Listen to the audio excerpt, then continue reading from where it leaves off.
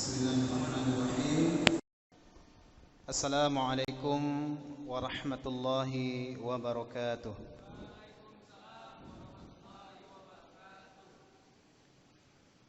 Alhamdulillahi rabbil alamin, alladzi bi ni'matihi tatimmus shalihat.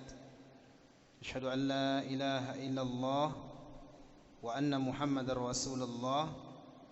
Allahumma shalli wa sallim wa barik ala nabiyyina Muhammadin wa ala alihi wa ashabihi wa man tabi'ahum bi ihsanin ila yaumiddin. Baik, teman-teman sekalian yang senantiasa dirahmati dan diberkahi oleh Allah Subhanahu wa taala, kita lanjutkan kajian kita pada malam hari ini yang alhamdulillah kita bisa melanjutkan ini semua atas izin Allah Subhanahu wa taala setelah kita melaksanakan salat Isya berjamaah. Dan salat Isya ini merupakan amalan yang luar biasa. Di dalam sebuah hadis Rasulullah sallallahu alaihi wasallam menyebutkan bahwa ciri-ciri orang yang munafik, ya. Karena ayat yang kita pelajari adalah Quran surat Al-Munafiqun. Ciri-ciri orang yang munafik kata Rasulullah sallallahu alaihi wasallam,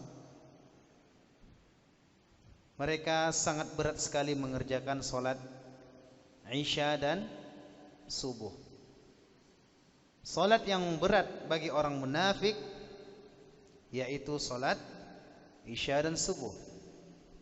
Maka agar kita terhindar dari sifat-sifat munafik tersebut, maka jangan sampai kita meninggalkan salat Isya dan subuh. Ini berlaku untuk semua, ikhwan maupun akhwat. Yang ikhwan wabil khusus mereka mengerjakannya di masjid. Yang akhwat di rumah. Dan tidak terlarang kalau dilakukan di masjid. Akan tetapi hal ini bisa tergambarkan apabila ini tidak dilakukan oleh orang ataupun yang laki-laki.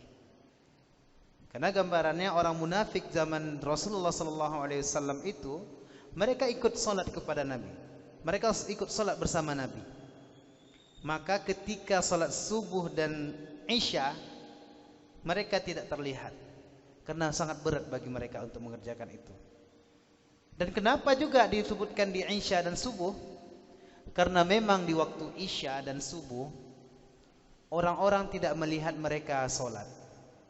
Sehingga orang-orang munafik mereka mau mengerjakan ibadah, mengerjakan sholat di waktu-waktu yang orang-orang melihat mereka.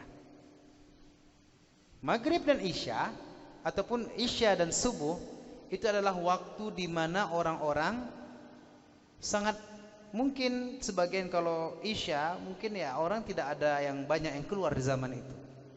Dulu nggak ada lampu jalan, lampu kota nggak ada. Sehingga orang-orang munafik mereka tidak mau mengerjakan sholat karena mereka tahu tidak akan dilihat. Subuh, apalagi subuh, orang banyak lalai di waktu subuh, yaitu lalainya ketika tidur.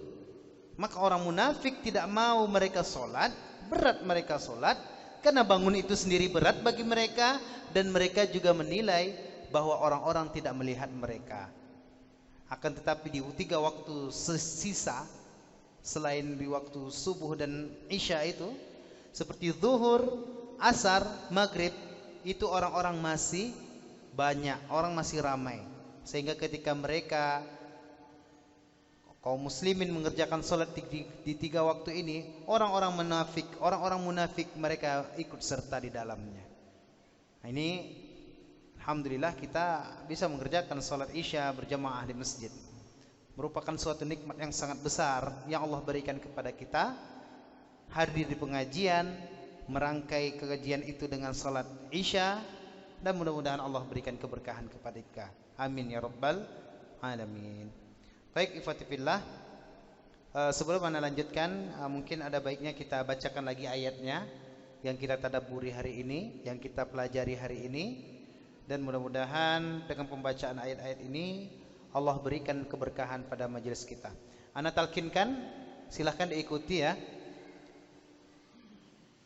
A'udzu billahi minasy syaithanir rajim. Baik, silahkan.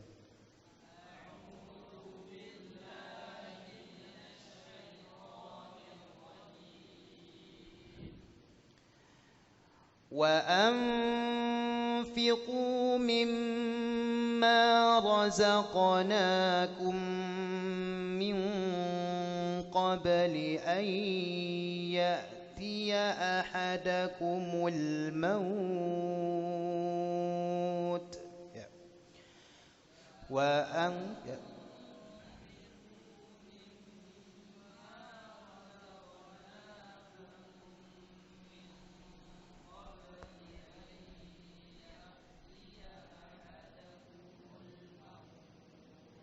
Ya, masih belum serentak ya, karena belum buka HP atau akun mushafnya sepertinya.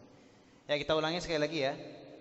Wa anfiqu mimma razaqnakum min qabli an ya'tiya ahadakumul maut.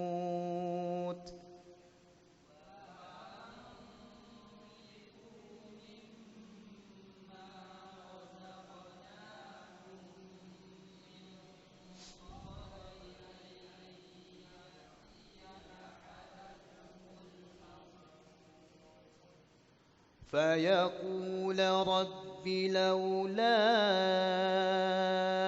أخرتني إلى أجل قريب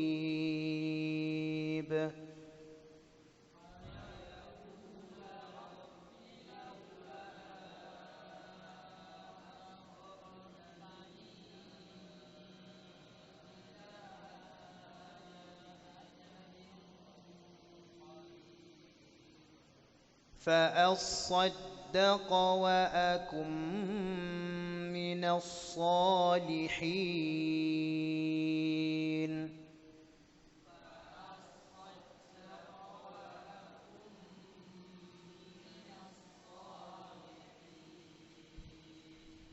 Baik. Kita artikan secara perkata ya.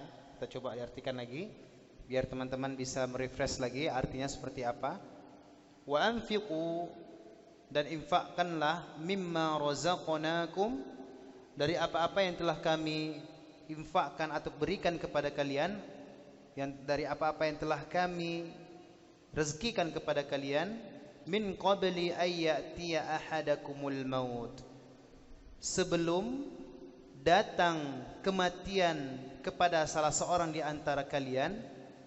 Fayaqula, lalu dia berkata, Rabbi laula akhartani ila ajalin qarib.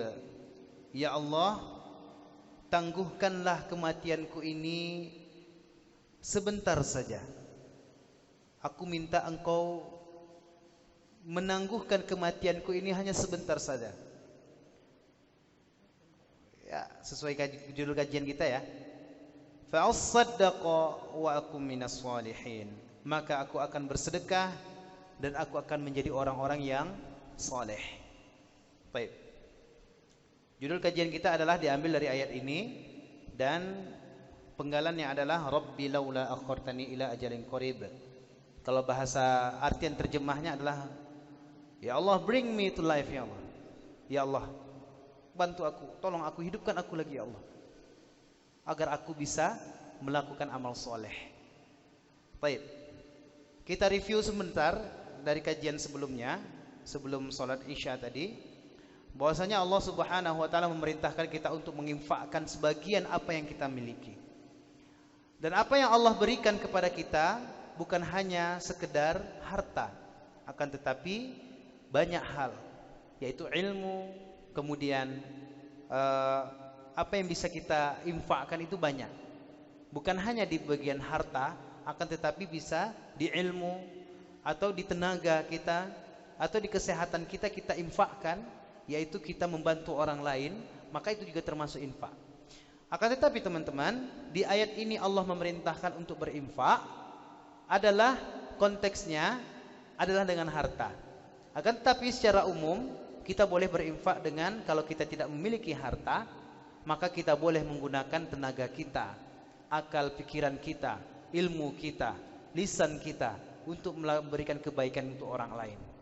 Atau berzikir kepada Allah, kalimatut thayyibah, perkataan-perkataan baik juga merupakan suatu sedekah. Subhanallah, alhamdulillah, la ilaha illallah, Allahu akbar. Itu juga merupakan sedekah. Lalu teman-teman, kapan kita harus bersedekah itu? Allah di dalam ayat ini memerintahkan kita untuk sedekah sebelum datangnya kematian di antara kita. Lalu di antara orang tersebut mengatakan, "Oh my God, bring me to life." Ya Allah, kembalikan aku hidup lagi ya Allah. Jangan sampai ini adalah kalimat penyesalan. Orang yang sudah meninggal menyesal dan mereka minta kepada Allah agar dihidupkan kembali. Lalu mereka yang meminta kepada Allah agar dihidupkan kembali untuk apa? Maka dijelaskan pada ayat selanjutnya, yaitu fa'as-saddaqa, maka aku akan bersedekah, wa akum minas salihin, dan aku akan menjadi orang-orang yang soleh. Nah, ini penggalan kajian sebelumnya pada sebelum isya tadi. Kita akan lanjutkan. Kenapa di ayat ini orang yang sudah meninggal mereka menginginkan untuk dihidupkan kembali, lalu mengatakan kepada Allah, "Ya Allah, hidupkan aku lagi, aku akan bersedekah." Pertanyaannya, kenapa si mayit, kenapa orang-orang yang sudah meninggal mereka meminta kepada Allah untuk dihidupkan, lalu mereka ingin melakukan sedekah? Kenapa tidak yang lainnya? Pertanyaan besar buat kita.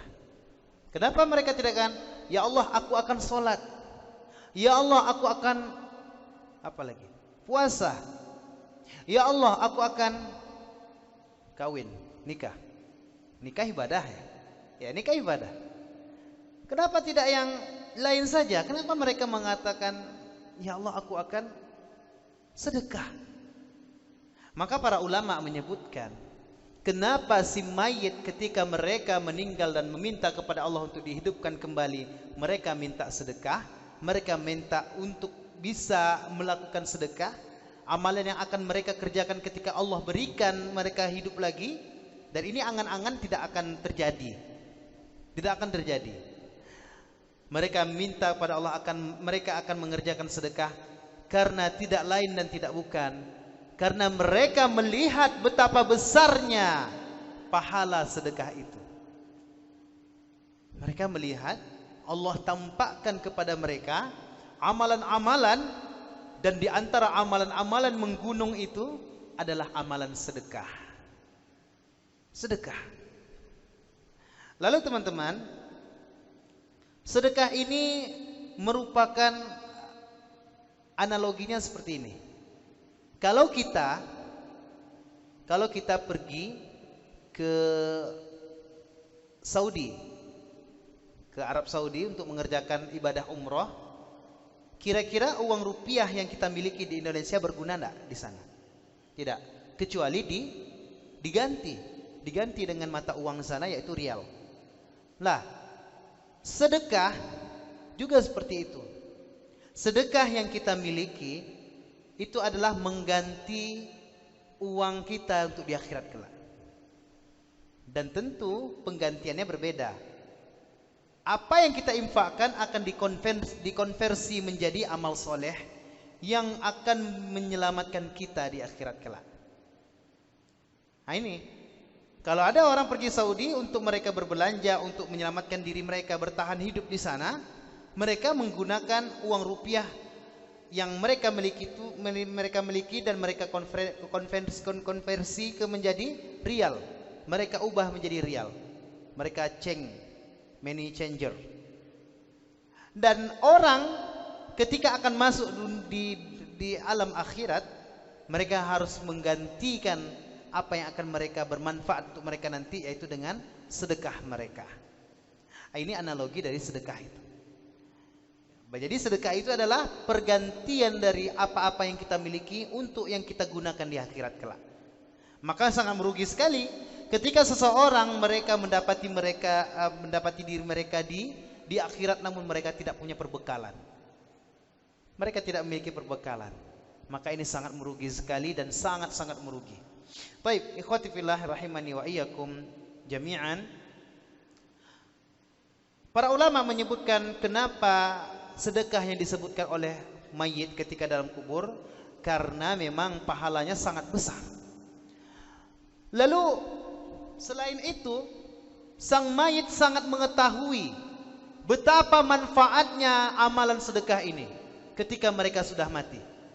Mereka mengetahui sehingga mereka melihat bahwa sangat mereka butuhkan amalan sedekah ini. Kenapa sangat mereka butuhkan?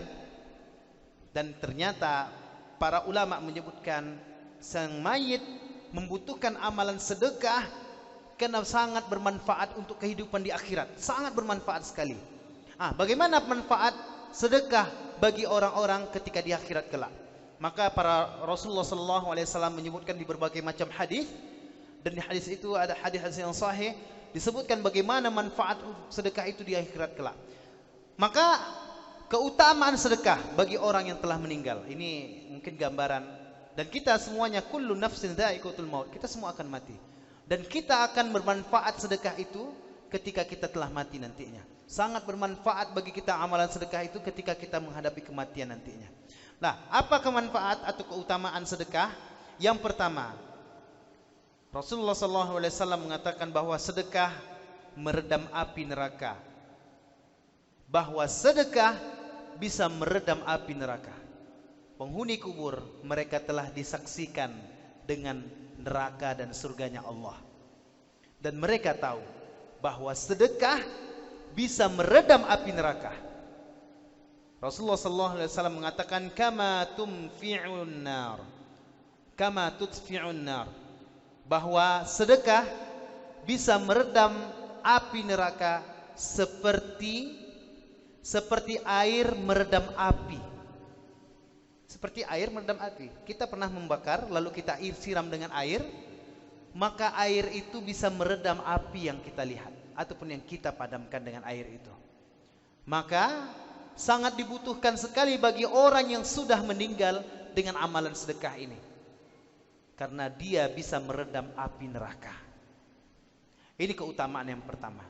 Adapun keutamaan yang kedua dari amalan sedekah ini adalah setiap orang akan dibangkitkan di akhirat, maka mereka akan berada di bawah naungan sedekah mereka masing-masing. Ketika Allah Subhanahu wa ta'ala menghidupkan manusia dari tulang sulbi mereka, manusia ini kalau mati, maka di dunia tulang-tulang, daging-daging mereka akan berubah menjadi tanah, kecuali satu bagian saja, yaitu tulang sulbi. Dan dari tulang sulbi ini akan Allah hidupkan kita kembali di akhirat kelak. Seperti Allah menghidupkan biji-bijian, lalu Allah tumbuhkan dan dia menjadi dedaunan atau menjadi pohon. Pernah kita ketika sekolah menanam toge di atas kapas ya? Ya, pernah ya? Berarti kita sama semuanya ya? Seperti itu ya? Kita letakkan toge di kacang hijau ya, afwan. Kacang hijau kita letakkan di atas kapas yang basah, esok harinya sudah mulai tumbuh. Sampai hari ketiga sudah mulai tumbuh besar, sudah bisa menjadi toge. Menjadi toge. Maka seperti itulah manusia besok di akhirat akan dibangkitkan. Dari tulang sulbi mereka, Allah tumbuhkan kita akan timbul dari tanah. Keluar dari tanah, dari tulang sulbi itu. Sehingga kita menjadi manusia yang utuh, seperti kita hidup di dunia. Nah, ketika Allah menghidupkan manusia, tentu disebutkan dalam hadis itu bahwa panasnya matahari seperti satu hasta di atas kepala kita. Disebutkan bahwa Rasulullah SAW mengatakan satu hasta yang mana dimaksud tidak tahu. Apakah satu hasta seukuran meteran yang panjang, satu hasta seperti apa, atau satu ukuran sisir. Sisir kita sepanjang apa? Ada sepanjang ini nggak ada ya sisir. Saya seperti ini. Lebih kurang sepanjang ini untuk sisir. Nah, jaraknya matahari, panasnya matahari seperti 5 jengkal di atas kepala kita, alias seperti satu hasta itu. Panasnya seakan-akan panasnya sedekat itu. Tidak jelaskan matahari di atas kepala kita seperti itu, tidak. Tapi panasnya seakan-akan matahari itu satu hasta di atas kepala kita. Nah, bagaimana orang yang bersedekah? Maka setiap orang akan berdiri dan akan dinaungi oleh sedekahnya masing-masing. Nah, sangat bermanfaat bagi orang yang telah meninggal pahala sedekah ini. Nah, pahala ataupun naungan yang dimiliki oleh seseorang ketika di akhirat itu tergantung jumlah sedekahnya. Tergantung jumlah sedekahnya.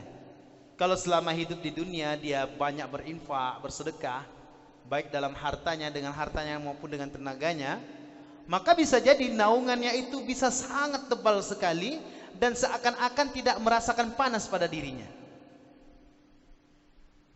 Kalau ada orang yang berinfak cuma biasa-biasa saja, ya panas akan tetap terasa tapi tidak begitu panas. Tapi kalau ada orang yang sedikit berinfak, ya 1.000 dalam setahun gitu. Ada 1.000 dalam setahun? Mungkin ada ya. Kata Ustaz Somad, kalau 1.000 ya koran kan. Seperti koran. Ya orang kalau berteduh di bawah koran, kira-kira dingin atau enggak? Ya tetap panas juga ya. Ya tipis. Maka itu tergantung bagaimana banyak pahala dari sedekah kita, maka itu akan menentukan bagaimana naungan yang ada di atas kepala kita besok di akhirat. Maka ini adalah keutamaan dari pahala, adapun keutamaan dari amalan sedekah itu, yaitu menjadi naungan bagi seseorang ketika di akhirat kelak. Dan untuk kita tentunya. Yang ketiga, bagaimana keutamaan sedekah ini teman-teman? Bahwa sedekah, kata Rasulullah SAW, menjadi hijab dari api neraka. Kalau ini hijab atau sitar, kalau akhwat hijabnya adalah jilbab, maka sedekah akan menjadi hijab bagi seseorang ketika di yaumil mahsyar kelak. Akan menjadi tameng bagi mereka dari panasnya api neraka. Bahwa setiap manusia pasti akan melewati neraka. Di dalam Quran surah An-Naba, Allah Subhanahu wa taala mengatakan, "Inna jahannama kanat mirsada." Sesungguhnya di neraka jahanam itu terdapat mirsada. Mirsada ini adalah tempat malaikat duduk atau tempat malaikat standby untuk menarik siapa saja yang melewati neraka. Maka setiap kita nanti di akhirat akan melewati neraka dan kita melewati di atas sirat. Ya, ini mungkin bisa kita gambarkan, tapi tidak seperti itu tentunya, tidak seperti yang kita gambarkan, tapi kita bisa merasa-rasa seperti itu. Bahwa ini jurang dan di sini perjalanan kita, dan di sana ada, seberang sana ada surga. Dan di bawah ini ada neraka. Dan untuk menuju surga kita pasti melewati neraka dahulu. Dan kita melewati neraka itu di atas sirat. Disebutkan kata Nabi SAW, sirat itu adalah seperti tajamnya lebih tajam daripada pedang, dan halusnya lebih halus dari rambut yang dibelah 7. Tidak nampak, sangat tidak nampak. Lalu kita bisa melewati itu, dan ada orang yang melewati itu seperti petir, kilat, tergantung amalannya. Dan yang melewati pertama sekali itu adalah Rasulullah SAW. Ada orang yang melewati itu seperti kilat, tergantung amalannya. Ada yang melewati itu seperti orang yang berlari, ada seperti orang yang berjalan, ada yang seperti orang yang melangkah. Tapi sampai ada orang yang baru memijaknya langsung jatuh ke bawah neraka. Naudzubillah. Dan panas neraka itu terasa dari jembatan itu teman-teman. Sangat terasa. Maka sedekah itu akan menjadikan hijab bagi kita.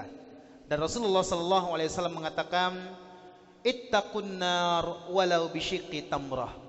Jauhkan diri kalian dari api neraka meski dengan setengah butir kurma. Rasulullah SAW tidak mengatakan dengan sebutir kurma, akan tetapi Rasulullah SAW mengatakan walau bisyikki tamrah, meskipun dengan setengah butir kurma. Nah, ini yang toke-toke kurma nih. Nah, ada Alam dengan siapa lagi? Bani. Nah, toke-toke kurma bolehlah kali ini nanti siap kajian kita kurma ya. Ya. Itu bisa menjauhkan seseorang dari api neraka. Tapi teman-teman, konteksnya bukan hanya kurma saja ya. Bisa dengan hal yang lain. Mie rebus, bandrek, atau minas. Iya. Setengah butir kurma saja sudah bisa menjauhkan seseorang dari api neraka, apalagi bandrek. Ya. Apalagi minas. Subhanallah. Setengah butir loh. Bukan satu butir, kata Rasulullah. Setengah butir bisa menjauhkan seseorang dari api neraka, apalagi satu butir kurma. Subhanallah. Ini keutamaan dari pahala sedekah itu yang bermanfaat bagi seorang mayit atau seseorang yang telah meninggal dunia. Lalu apalagi teman-teman? Sedekah yang dilakukan secara diam-diam, sedekah yang dilakukan secara diam-diam akan meredam murkanya Allah Subhanahu wa taala. Kita tahu hari kiamat adalah murkanya Allah Subhanahu wa taala. Marahnya Allah Subhanahu wa taala terlihat di hari kiamat. Terlihat di yaumil mahsyar kelak. Marahnya Allah dan seluruh manusia saat itu sangat ketakutan karena murkanya Allah Subhanahu wa taala. Akan tetapi murkanya Allah Subhanahu wa taala akan redam dengan amalan sedekah yang kita lakukan secara diam-diam, baik di dunia maupun di akhirat kelak. Kita adalah hamba Allah yang tidak terlepas dari dosa. Pasti. Setiap manusia setiap harinya pasti ada berdosa. Tidak ada satu orang pun yang bisa menjamin dirinya satu hari dirinya tidak berdosa kepada Allah. Tidak ada satu orang pun yang bisa menjamin dirinya dalam satu hari itu tidak berdosa kepada Allah Subhanahu wa taala. Dan kalau manusia berdosa, tentu Allah akan murka. Akan tetapi, murkanya Allah itu bisa diredam dengan sedekah yang dilakukan dengan diam-diam. Bahkan dalam satu hadis itu disebutkan 7 golongan yang akan Allah berikan naungan, yang mana di hari itu tidak ada naungan selain naungan Allah Subhanahu wa taala. Salah satunya orang yang bersedekah dengan tangan kanannya, namun tangan kirinya tidak mengetahuinya. Maksudnya bukan gini ya, sedekah tangan kanan, tangan kiri sembunyikan, bukan seperti itu. Akan tetapi ini adalah analogi bagaimana sedekah seseorang itu tidak mau dirinya sendiri, tangan kirinya aja nggak tahu, apalagi orang lain. Itu maksudnya, itu maknanya. Dia berusaha semaksimal mungkin bahwa sedekahnya itu tidak dilihat oleh orang lain. Itu maksudnya atau makna dari hadis itu. Nah, orang yang melakukan sedekah diam-diam akan meredam murkanya Allah. Ada satu kisah dari anak keturunan dari Sayyidina Ali radhiyallahu anhu, yaitu Zainal Abidin. Masya Allah, Zainal Abidin rahimahullah ta'ala radhiyallahu anhu, beliau memiliki amalan sedekah secara diam-diam. Dia ini setiap bulan atau setiap dia memiliki uang, dia menafkahi orang-orang secara diam-diam. Ada beberapa rumah dan dikatakan di riwayat itu adalah 100 rumah. 100 rumah ini setiap Ali ataupun Zainal Abidin ini memiliki rezeki, dia menafkahi orang itu, keluarga itu. Tapi caranya unik. Malam hari dia pikul barang-barang yang akan dia sedekahi itu dan dia letak di depan rumah orang tersebut. Diletak di depan rumah orang yang membutuhkan sedekah itu, diletakkan tanpa mengetahui orang yang menerima sedekah. Diketuknya lalu dia pergi. Diketuknya rumah itu setelah dia letakkan sedekahnya itu, lalu dia pergi. Dia tidak ingin orang lain tahu. Dan itu dilakukannya setiap malam. Subhanallah. Hingga suatu hari orang-orang bertanya, siapa sebenarnya yang memberikan kita makanan? Orang-orang yang dinafkahi oleh Zainal Abidin ini tidak mengetahui siapa sih sebenarnya yang memberikan kita makan atau nafkah ini. Mereka penasaran. Hingga suatu hari Zainal Abidin ini meninggal dunia. Zainal Abidin meninggal dunia. Maka setelah Zainal Abidin meninggal dunia, orang-orang yang biasa menerima sedekah dari Zainal Abidin ini, mereka merasakan tidak ada lagi yang memberikan mereka. Oh, sebelumnya biasanya ada. Setiap malam itu ada yang memberikan sedekah. Tapi semenjak Zainal Abidin ini meninggal, kok tidak ada lagi yang memberikan mereka sedekah. Maka mereka-mereka yang mendapatkan sedekah itu beranggapan, mereka baru tahu, oh ternyata selama ini yang memberikan kita sedekah adalah Zainal Abidin. Kenapa? Karena setelah beliau meninggal tidak ada lagi yang memberikan kita sedekah, tidak ada lagi yang menafkahi kita. Maka dapat dipastikan bahwa yang memberikan sedekah kepada kita selama ini adalah Zainal Abidin itu. Subhanallah. Nah, antum boleh juga coba kayaknya nih. Nah, kurma atau gimana ya? Bisa jadi antum punya teman di kelas, tiba-tiba ada makanan di kelas, di teman antum di samping teman sebangku antum ya, antum berikan dia sedekah, entah permen, entah apa gitu ya. Kok tiba-tiba ada nih, tiba-tiba antum meninggal, tidak ada lagi ya, masyaallah. Baru dia tahu ketika antum sudah meninggal, atau antum tidak masuk sekolah, ya, bisa jadi seperti itu. Tapi antum sedekahnya diam-diam, ya diam-diam. Maka sedekah diam-diam adalah keutamaan, ada keutamaan. Tapi jangan salah arti juga. Kalau sedekah diam-diam, nanti anak setiap mau bersedekah, Ustaz, ada aja orang yang melihat. Jadi anak nggak jadi sedekah, jangan. Maksudnya adalah pahala yang dilakukan, sedekah yang dilakukan diam-diam memiliki keutamaan yang spesial. Akan tetapi sedekah, namun orang lain melihat, itu juga baik. Perkara riya itu antara diri dan Allah Subhanahu wa taala. Kalau seseorang tidak jadi dia bersedekah karena orang lain melihat, maka itu adalah riya juga. Meskipun dia tidak dilihati orang, dia tidak mau orang lain melihat lalu tidak jadi bersedekah, ini adalah orang tersebut tidak jadi melakukan amal soleh karena dia tidak mau dilihat orang.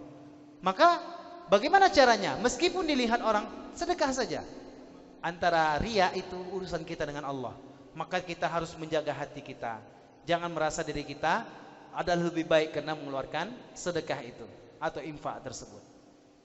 Nah, ini keutamaan dari sedekah itu. Sedekah yang dilakukan diam-diam akan meredam murka Allah.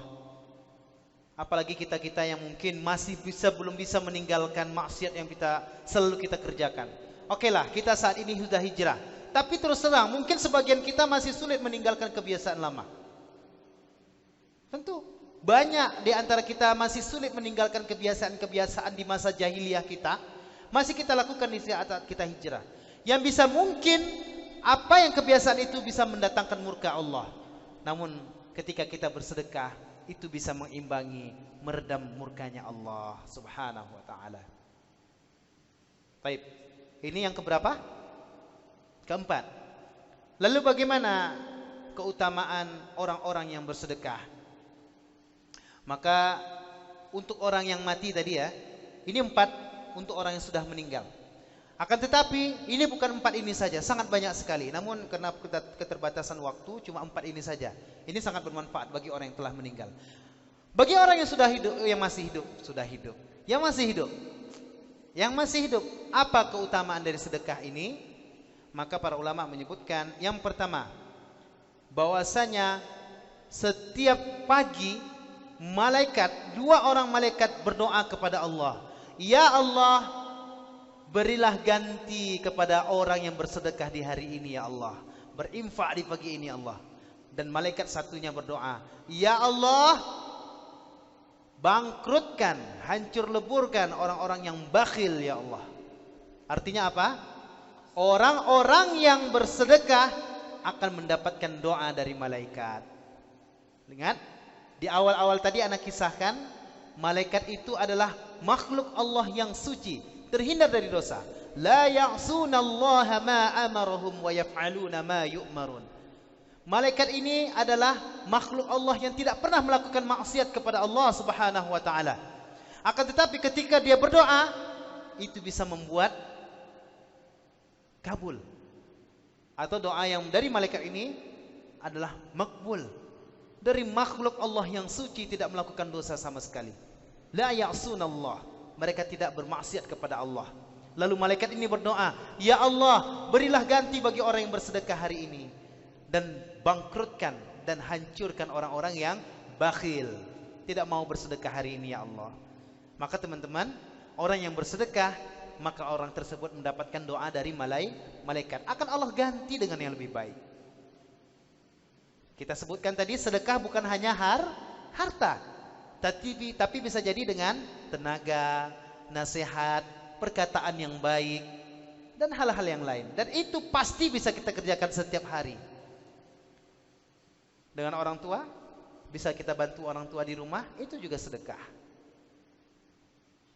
Lalu kita menasihati teman kita, juga tersedekah.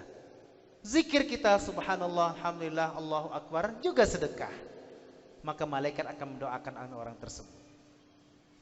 Ini untuk orang yang hidup. Yang pertama, malaikat akan mendoakan orang-orang yang bersedekah. Yang kedua, untuk orang yang masih hidup, maka keutamaan dari sedekah ini adalah menghindari seseorang dari ataupun mengobati penyakit,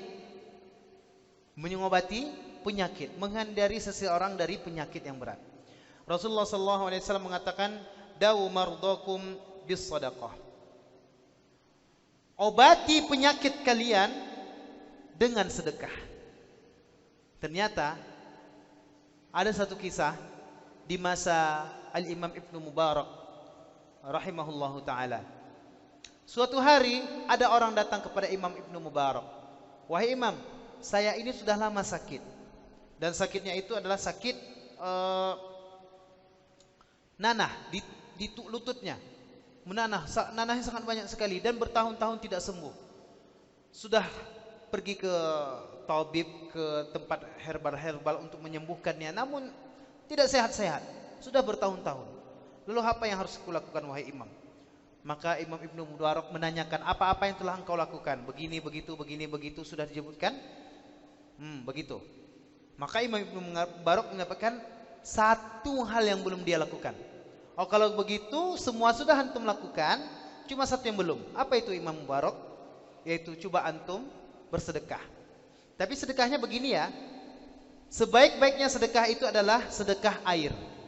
Ya, dalam satu hadis Rasulullah SAW mengatakan, sebaik-baiknya sedekah itu adalah sedekah air. Maka Imam Ibnu Mubarak menyuruh orang yang sakit ini, pergi engkau ke kampung ini, lalu buatkan sumur untuk mereka. Karena kampung itu membutuhkan air, tidak ada sumur di sana. Maka orang yang sakit ini pun pergi ke kampung tersebut dan menggali sumur, memerintahkan orang lain karena dia memiliki banyak harta. Lalu dia keluarkan uangnya, berdinar-dinar untuk menggali sumur, agar orang di kampung tersebut mendapatkan faidah dari air dari sumur yang ia gali. Maka ketika digali sumur sudah mengeluarkan air dan bermanfaat untuk masyarakat kampung itu, maka tak lama kemudian sakit dari orang tersebut sembuh. Ini adalah tidak terdeteksi dengan ilmu kesehatan para dokter. Akan tetapi ini bisa diambil dengan keimanan kita, bahwa sedekah bisa menyembuhkan penyakit orang. Makanya teman-teman, kalau ada keluarga kita yang sakit, tidak ada salahnya kita mencoba. Dan mungkin bukan hanya mencoba, harus kita yakini. Boleh saja mungkin dianya jarang bersedekah. Orang yang sakit ini jarang bersedekah. Maka mintalah orang yang sakit itu untuk mengeluarkan sedekah, agar Allah sembuhkan penyakitnya. Ini bisa jadi solusi bagi orang yang sakit. Dan bagaimana keutamaan sedekah ini? Selain yang pertama tadi mendapatkan doa malaikat, yang kedua sebagai obat, yang ketiga adalah sebagai asbabun min rizqillah. Sebab-sebab rezeki dari Allah Subhanahu wa taala. Orang yang bersedekah akan Allah mudahkan rezekinya.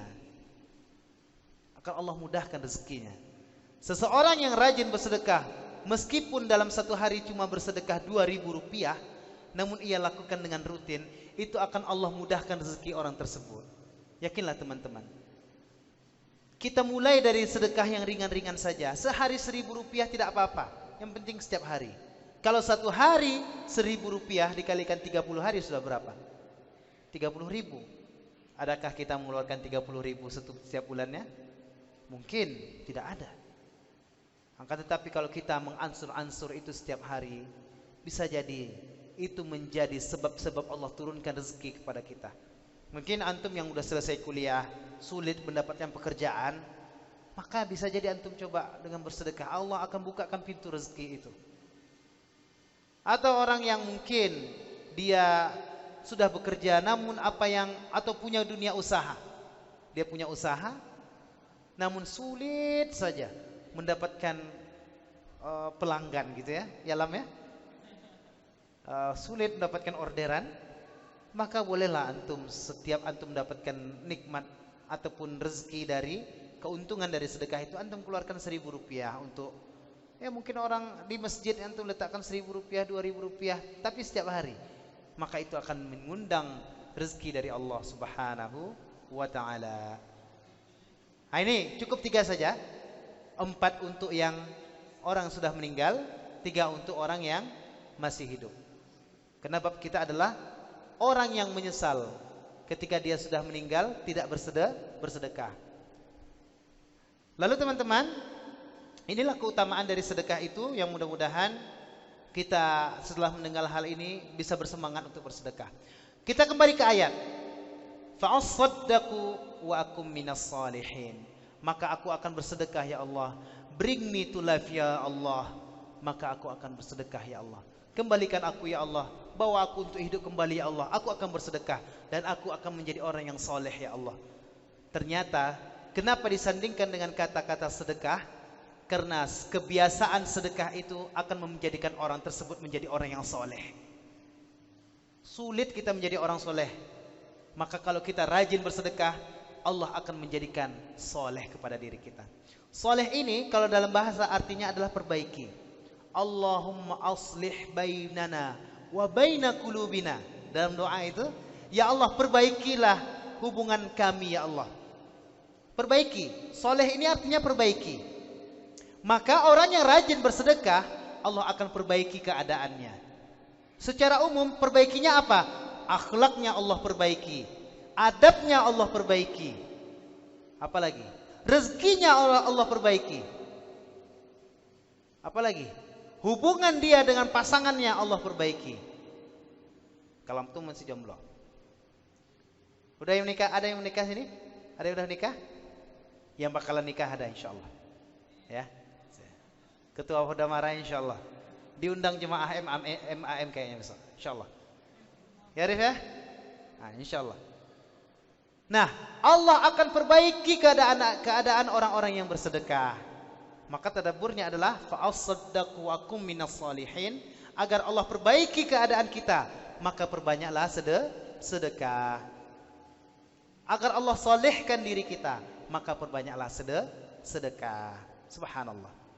Ini ujung ayat dari yang kita tadabburi ini, yaitu Quran surat Munafikun ayat 10 yang Allah katakan, wa anfiqu mimma razaqnakum min qabli ay ya'tiya ahadakumul maut fayaqula rabbi laula akhartani ila ajalin qarib fa asaddaqu wa akum minas salihin. Inilah tadabbur yang bisa kita ambil dari Quran surat Al-Munafikun ayat 10, yang mana judul dari kajian kita ini adalah Bring me to life. Ya Allah, hidupkan aku lagi. Ini adalah perkataan dari orang-orang yang sudah meninggal, diminta untuk hidup lagi dan diminta untuk hidup lagi agar bisa melakukan amalan sedekah. Subhanallah. Lalu bagaimana kita yang masih hidup? Jangan sampai ada kata-kata ini yang keluar di lisan kita besok. Jangan sampai. Jangan sampai kita yang hadir di sini setelah mati nantinya baru timbul penyesalan seperti ini.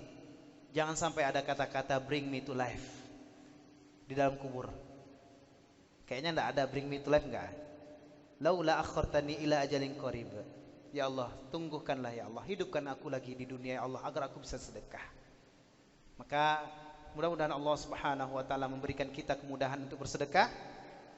Dan ana ingatkan lagi, sedekah bukan hanya dalam harta. Mungkin antum belum kerja ya, antum belum masih kuliah atau masih sekolah. Nanti antum bisa bersedekah dengan ilmu antum, dengan nasihat antum, dengan zikir antum, dengan tenaga antum membantu orang lain. Bagi yang sudah punya usaha, bersedekahlah.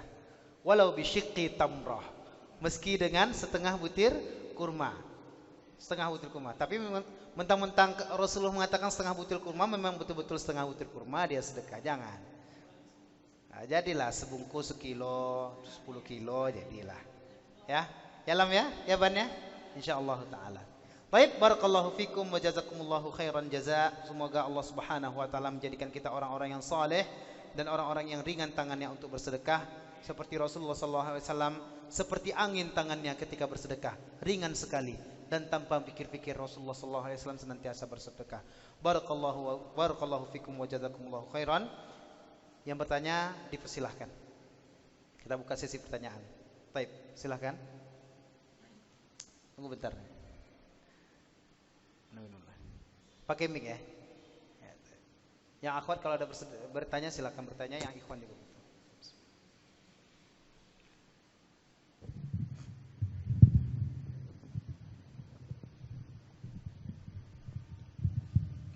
Bismillah. Assalamualaikum warahmatullahi wabarakatuh. Waalaikumsalam. Jadi gini Ustaz, bicara tentang sedekah, apakah ini misalnya kan tadi ada fadilah atau keutamaan untuk orang yang sudah meninggal. Bagaimana jika misalnya orang tua kita sudah meninggal, lalu kita bersedekah meniatkan atas nama orang tua, apakah sedekah itu mengalir atas nama orang tua atau pahala dari anak sendiri ke orang tua? Itu Ustaz. Baik, barakallahu fiik. Suatu hari Sa'ad bin Abi Waqqas datang kepada Rasulullah. Sa'ad bin Abi Waqqas adalah sahabat yang sangat mencintai orang tuanya. Sangat sayang sekali kepada orang tuanya. Bahkan dulu sebelum dia sudah masuk Islam, ibundanya melarang dia untuk masuk Islam. Sampai-sampai ibunya tidak mau makan, mogok makan. Karena melihat Sa'ad bin Abi Waqqas, dia telah masuk Islam. Maka Sa'ad bin Abi Waqqas mengatakan, "Wahai ibu, meskipun aku punya 10 nyawa, lalu setiap tangisanmu engkau melihat aku nyawamu gini ya, wahai ibu, aku meskipun engkau memiliki 10 nyawa wahai ibu, lalu aku melihat engkau satu persatu nyawamu tercabut di hadapanku, tinggal satu lagi, yakinlah wahai ibu, aku tidak akan meninggalkan agama yang dibawakan oleh Muhammad sallallahu alaihi wasallam." Tapi Sa'ad bin Abi Waqqas tetap menyayangi orang tuanya, meski orang tuanya tidak menyetujui dirinya masuk Islam. Hingga akhirnya orang tuanya masuk Islam melihat keteguhan keimanan dari Sa'ad bin Abi Waqqas. Maka suatu ketika orang tuanya telah meninggal, maka Sa'ad bin Abi Waqqas mengatakan pada Rasulullah, "Ya Rasulullah, sesungguhnya aku sangat mencintai ibuku. Lalu apakah aku boleh bersedekah untuk ibuku wahai Rasulullah?" Karena Sa'ad bin Abi Waqqas mendengar bagaimana manfaat sedekah bagi orang yang sudah meninggal. Maka Rasulullah SAW mengizinkan, "Wahai Sa'ad, bersedekahlah engkau atas nama ibumu, maka itu akan bermanfaat untuk ibumu." Artinya apa? Bersedekah atas nama orang yang sudah meninggal bukan hanya kepada orang tua kita saja, akan tetapi orang-orang yang kita sayangi lainnya, seperti kakak kita, abang kita, ataupun keluarga-keluarga kita, atau mungkin sahabat kita yang membutuhkan itu, sedekah itu, karena pahalanya sangat besar kan? Lalu kita bersedekah atas nama beliau, maka itu akan sampai insyaallah ta'ala. Dan teman-teman, amalan yang sangat dibutuhkan itulah sedekah kan? Bisa membatasi dirinya dari api neraka, bahkan meredam murka Allah. Ini sangat dibutuhkan sekali sedekah itu. Maka boleh kita bersedekah atas nama orang yang sudah meninggal, insyaallah ta'ala. Baik. Baik, silakan. Nah, bagaimana kalau orang tuanya non muslim, tidak beriman pada Allah, maka pahalanya tidak sampai. Karena orang yang kafir, sedekah itu bermanfaat untuk orang yang beriman maupun tidak orang beriman. Namun bedanya, untuk orang yang beriman bermanfaat ketika hidup di dunia dan di akhirat. Tapi kalau orang yang kafir, sedekah itu bermanfaat untuk hidup dia di dunia, tapi di akhirat tidak bermanfaat. Makanya kalau ada orang kafir bersedekah, Allah lancarkan rezekinya. Allah sayang kepada orang yang bersedekah, maupun orang kafir maupun orang yang beriman. Akan tetapi orang yang kafir ketika dia bersedekah, Allah membalasnya ketika di dunia saja. Tapi kalau di akhirat tidak Allah balas, tidak ada manfaat sama sekali. Baik, barakallahu fikum. Yang akhwat ada bertanya? Ustadz, boleh enggak bersedekah niatnya agar mempermudah mendapatkan jodoh? Nah, ini pula babnya. Babnya orang yang bersedekah Allah mudahkan dia, Allah mudahkan dia dalam segala urusannya, termasuk masalah jodoh, insya Allah. Kalau orang sulit mendapatkan jodoh ya bau ya, nah, maka orang tersebut akan mudah ketika dia bersedekah. Ya Allah, dengan sedekahku ini ya Allah mudahkanlah aku untuk mendapatkan jodohku. Karena mencari jodoh ini sangat payah teman-teman. Kadang wajahnya udah oke nih, cantik, tapi adabnya buruk. Ya. Ada adabnya mantap, akhlaknya baik, ibadahnya baik, tampangnya tidak sesuai dengan hati kita. Ini payah, memang payah. Maka jodoh itu adalah perkara yang gaib. Rezeki, kematian, jodoh adalah rahasia Allah yang perkara gaib. Tidak tahu kapan, tidak tahu siapa, dan tidak tahu di mana. Maka ikhtiarnya kita serahkan kepada Allah dan kita perbaiki keadaan kita dengan cara bersedekah. Subhanallah. Yang akhwat nggak ada ya? Kayaknya itu tadi pertanyaan Ustaz. Gitu tadi. Masalah jodoh Ustaz. Alhamdulillah sudah terjawab insyaallah. Ada lagi? Kalau tidak ada? Tambah lagi.